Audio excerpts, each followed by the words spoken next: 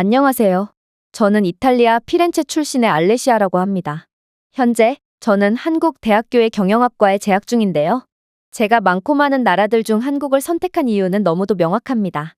한국은 전 세계에서 유례없는 속도로 경제 성장을 한 기적의 국가고 자원이 하나도 없음에도 인적 자원 하나로만 인류의 선진국으로 발돋움한 국가거든요.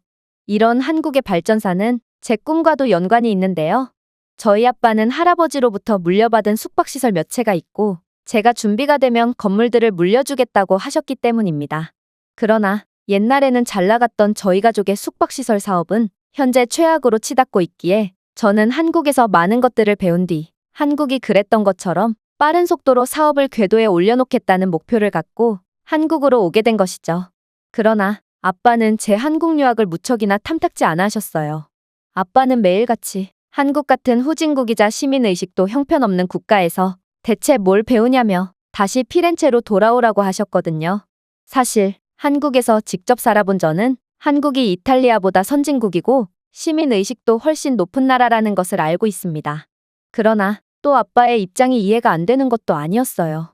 왜냐하면 제가 한국으로 떠난 이후 아빠의 쇠락하던 숙박 사업은 바닥을 모르고 점점 더 최악으로 치닫고 있고 아빠는 그 원인을 한국인들 때문이라고 생각하셨거든요. 사실 피렌체는 유럽인들이 주로 찾는 관광지였으나 최근 들어 동양인들의 발걸음이 이어지고 있는데요. 아빠는 한국인 관광객들이 피렌체에 몰려들기 시작하면서부터 피렌체가 점점 망가지고 있고 자신의 사업도 안 풀리기 시작하셨다며 분통을 터뜨리셨어요. 아빠는 한국인들은 입퇴실 시간을 지키지 않아서 입실 시간보다 3시간은 빨리 와서 들여보내달라고 아우성쳤고 퇴실 시간이 한참이 지나도 나가지 않곤 한다고 말씀하셨는데요.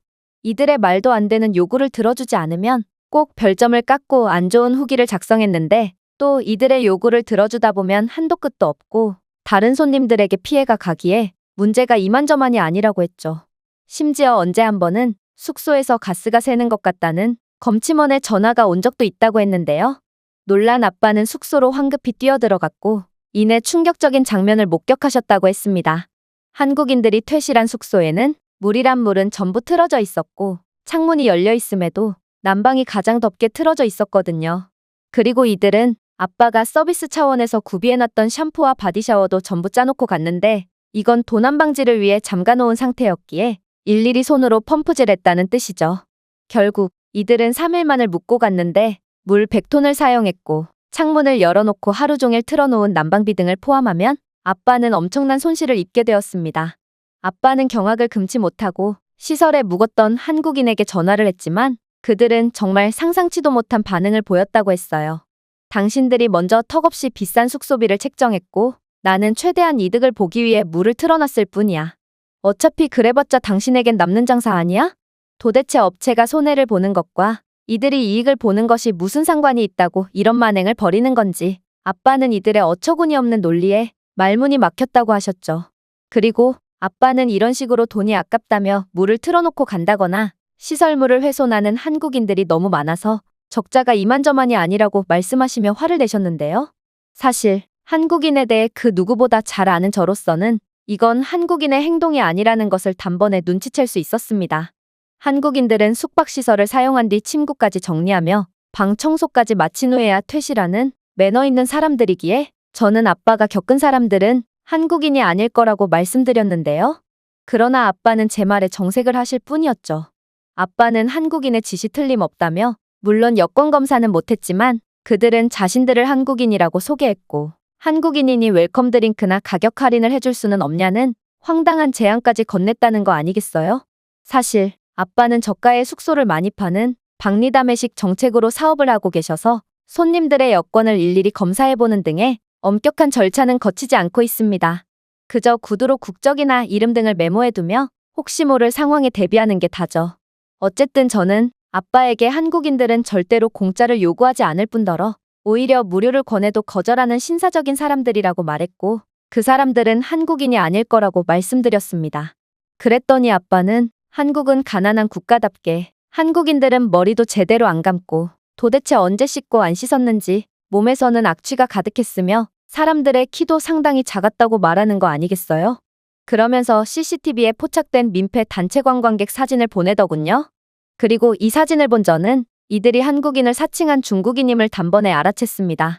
남자들은 전부 짧은 스포츠 머리를 하고 있었고 숙소 복도에서 담배를 피우는 모습, 그리고 한국에서는 절대로 볼 수 없는 촌스러운 패션과 왜소한 키와 체격은 이들이 확실한 중국인임을 보여줬죠. 따라서 저는 아빠에게 이들은 중국인이며 앞으로 여권 검사를 확실하게 하라고 말씀드렸는데요. 하지만 아빠는 저가숙소 시스템상 여권 검사는 현실적으로 쉽지 않을 뿐더러 제가 한국 유학을 이어나가기 위해 엄한 중국인을 욕보인다며 당장 돌아오라는 말씀만 되풀이하시더군요. 그리고 충격적이게도 제가 아빠의 고집에 질려서 답장을 하지 않자 아빠는 한국에 있는 숙소까지 찾아오셔서 저를 이탈리아로 끌고 가려고 하셨습니다. 그렇게 말이 안 통하는 아빠에 의해 꼼짝없이 이탈리아로 끌려가려던 찰나 저는 한 가지 묘안을 생각해냈습니다. 그건 바로 아빠가 봤던 동양인들이 한국인이 아니라는 것을 한국인들 스스로가 증명하게끔 하는 방법이었죠.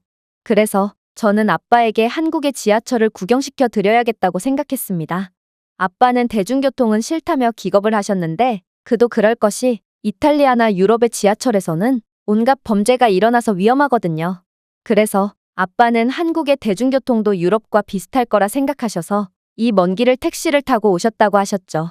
그러나 저는 갈 땐 가더라도 한국의 지하철만이라도 한번 이용해보자고 했고 그렇게 아빠는 억지로 한국 지하철로 향하게 되었습니다.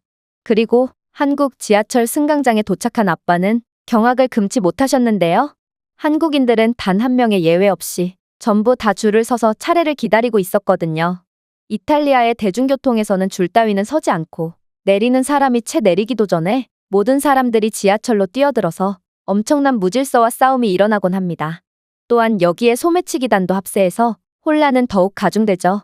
하지만 한국인들은 당연하다는 듯이 줄을 서고 내리는 사람이 전부 내린 후에야 지하철에 탑승하는 놀라운 시민의식을 보여줬을 뿐더러 이러한 군중 속에서도 소매치기 따위는 전혀 없다는 듯 가방을 전부 앞으로 매지 않고 뒤로 메고 있었는데요. 아빠는 이러한 한국의 모습에 무척이나 놀라셨는지 도저히 믿기지가 않는다는 듯 두 눈을 동그랗게 뜨시더라고요. 하지만 이게 끝이 아니었습니다. 아까 전에 분노한 채 한국을 욕하던 사람은 대체 어디 갔는지 지하철에 탑승한 아빠는 그저 순한 양이 되어 조용히 입을 다무셨는데요. 그 이유는 너무 당연했습니다.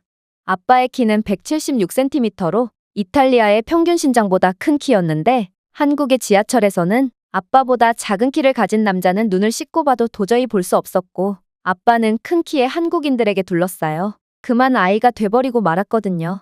이탈리아에서 신장이 180cm가 넘는 남자들을 찾아보기란 꽤나 어렵지만 한국에서는 180cm는커녕 지하철 위에 짐 보관대에 머리가 닿는 남자들도 심심치 않게 보였고 결국 아빠는 걸리버를 보는 난쟁이들처럼 얼이 빠진 채 한국 남자들의 가슴팍만을 응시하실 뿐이었죠. 저 또한 큰 키의 한국 여자들에게 둘러싸여 이내 가려지고 말았고 그렇게 이탈리아에서 온 두더지 가족은 잠깐의 이별 뒤 목적지에 도착해서야 상봉하게 되는 눈물겨운 상황을 겪어야만 했습니다. 어쨌든 한국인들의 큰 키를 직접 목격하신 아빠는 넋이 나가신 채 혼잣말만을 중얼거리셨어요. 말도 안 돼. 아시아인이 어떻게 이렇게 클 수가 있지? 통계적으로도 유럽인은 아시아인보다 훨씬 신장이 크단 말이야. 그리고 한국인들은 뭘 먹고 자랐길래 저렇게 체격이 큰 거야? 이건 정말 믿기지가 않는군. 아빠는 그렇게 걸음을 재촉하시다가 광장 근처의 의자에서 잠시 쉬었다 가자고 말씀하셨는데요. 아까의 경험이 꽤나 충격이 크셨는지 아빠는 20여 분 동안이나 입을 벌린 채 어딘가를 응시하시더라고요. 그러고는 충격적인 말을 꺼내기 시작하셨죠. 알레시아, 한국 여자들의 다리 좀 봐. 한국 여자들은 어떻게 저렇게 다리가 길고 예쁜 거니? 마치 포토샵으로 다리만 길고 하얗게 만들어 놓은 것 같구나. 분명 동양인들은 피부도 까무잡잡하고 다리도 짧은 체형을 갖고 있다고 들었는데 한국은 아시아 국가가 아니었던 거니? 그랬습니다. 역시 이탈리아 남자 아니랄까봐 아빠는 그동안 여자 구경을 하고 있던 거였죠. 저는 그런 변태 같은 아빠를 질책했습니다. 아빠, 저 여자 옆에 있는 중학생 소년 안 보여요? 지금 아이 엄마한테 무슨 소리를 하는 거예요? 진짜 미쳤어요? 그러자 아빠는 화들짝 놀라셨어요. 아니, 저 얼굴이 중학생 자녀를 둔 아이 엄마의 얼굴이라고? 알레시아, 그녀는 너보다도 어려 보이는구나. 아빠는 딸에게 못하는 말이 없었고 그렇게 제게 등짝을 마구잡이로 맞고 나서야 정신을 차리셨어요. 확실히 내가 이탈리아에서 겪었던 사람들은 한국인들이 아니었던 것 같구나. 한국인들은 다들 패션 감각도 좋고 키와 체격도 모델 같거든. 내 숙소에서 진상을 부려대던 동양인들과는 외적으로도 시민의식도 확연히 달라. 아빠가 한국인과 중국인을 구분할 수 있게 된 것은 좋았지만 아빠는 계속해서 침을 흘리며 한국 여자들을 관찰하는 민망한 모습을 보였어요. 알레시아, 한국 여자들은 피부가 왜 이리 좋은 거니? 너도 한국 여자들에게 좀 배워야 할 것 같구나. 알레시아, 나는 지금껏 뚱뚱한 한국 여자들을 본 적이 없어. 이건 타이어 몸인 이탈리아 여자들과는 전혀 다르구나. 아, 내가 10년만 젊었다면 유부남이 이런 망언을 해대다니. 저는 이런 아빠에게 복수를 감행하기로 마음먹었는데요. 그건 바로 한국의 고등학교에 가보는 거였습니다. 제 경험상 한국 남자는 고등학생들조차 신장이 180cm가 넘는 경우가 많고 아빠에게 한국인들은 고등학생들조차 아빠보다 키가 크다는 것을 보여줌으로써 절망감을 안겨줄 생각이었던 것이죠. 그리고 다행히도 마침 한국 고등학교의 하교 시간인지 많은 학생들이 집으로 향하고 있었는데요. 아빠는 하교 중인 한국의 고등학생들을 보더니 갑자기 침묵하시더라고요.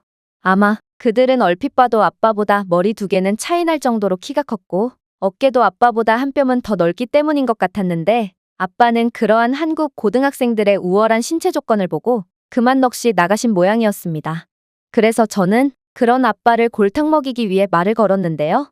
한국 고등학생보다 작은 아빠인데 10년 전이라고 한국 여자들이 아빠에게 말이나 걸겠어요? 꿈 깨시고 빨리 이탈리아로 돌아가세요. 그러자 아빠는 고등학생보다 왜소하다는 사실이 부끄러우셨는지 현실을 부정하기 시작하셨죠. 알레시아, 키가 저렇게 큰데 고등학생이라는 것이 말이나 되니? 그들은 분명 회사원일 거야. 하지만 그들은 전부 교복을 입고 있었고 아빠는 한국의 학생들은 전부 교복을 입는다는 사실을 모르는 눈치셨습니다.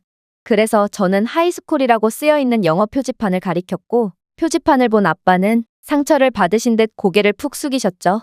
어쨌든 그렇게 한국에 대한 오해를 완전히 푼 아빠는 그제야 한국에서의 시간을 즐기기 시작하셨는데요.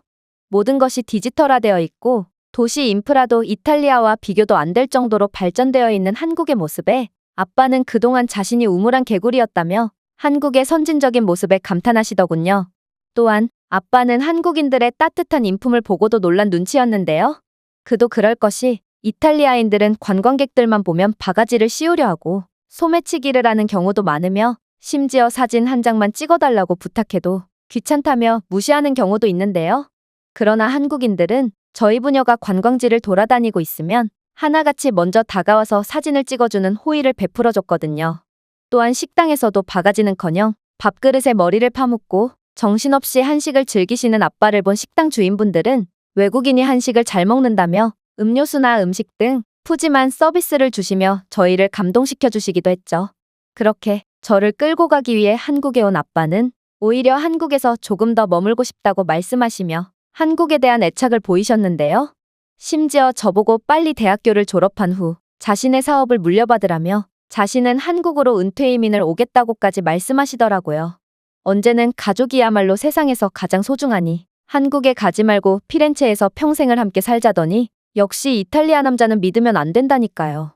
어쨌든 그렇게 하루 만에 돌아가려다 한국에서 일주일을 눌러앉으시게 된 아빠는 이탈리아로 다시 돌아가시게 됐고 저는 아빠를 지하철까지 배웅해드렸는데요. 키도 크고 덩치도 큰 한국 남자들에게 가려져 간신히 손만 흔드시는 아빠를 보니 뭔가 안타까운 감정이 들기도 했지만 제가 공부하는 나라의 사람들이 이렇게나 인종적으로 타고난 사람들이라니 자랑스럽기도 했네요. 아, 아빠가 돌아가시고 3달 뒤 아빠에게 문자 한 통이 왔는데 한국을 방문한 뒤 사업 매출이 급격하게 올랐다는 소식이었어요. 아빠는 이제 한국인과 중국인을 완벽하게 구분할 수 있게 됐고 한국인 구별 매뉴얼을 만들어서 전 직원들에게 뿌렸다고 했는데요. 자신이 한국인이라고 주장하던 중국인들은 여권을 요구하면 하나같이 말을 얼버무리며 도망갔고 그렇게 중국인들이 사라지니 무개념 손님들도 많이 없어졌다고 했죠. 그리고 한국에서의 경험 덕분에 완전한 한국 팬이 되어버리신 아빠는 한국인 손님이 올 경우 웰컴 드링크와 간식까지 제공하는 서비스를 제공하기로 했는데요. 그렇게 아빠의 업체가 한국인들 사이에서 입소문이 나기 시작한 뒤부터는 숙소의 평판과 질이 올라갔다고 했어요. 침구류에 오줌이나 대변을 싸놓고 도망가는 중국인들과는 달리 한국인들은 숙소를 사용하긴 한 건지 늘 처음과 같은 상태를 유지해줬고, 그렇게 한국인들이 몰려오기 시작한 뒤로 숙소는 항상 청결하게 유지될 수 있어서 더욱 매너 있고 신사적인 사람들이 찾기 시작했다고 했습니다. 한국인들 덕분에 선순환이 될 수 있었던 거죠. 한국인들은 어떻게 하나같이 자국에서나 해외에서나 늘 완벽한 모습을 보여줄 수 있는 건지 저는 이 나라에 유학을 왔다는 사실 자체만으로도 뿌듯하고 자랑스럽습니다. 이 외국인의 글은 여기까지입니다. 예상치 못한 한국인들의 모습에 충격을 받았던 이탈리아인의 사연이었습니다. 제가 준비해온 내용은 여기까지입니다. 끝까지 시청해주셔서 진심으로 감사드리며 여러분들의 구독과 좋아요, 알림 설정은 영상 제작에 큰 힘이 됩니다. 이상 세모튜브였습니다.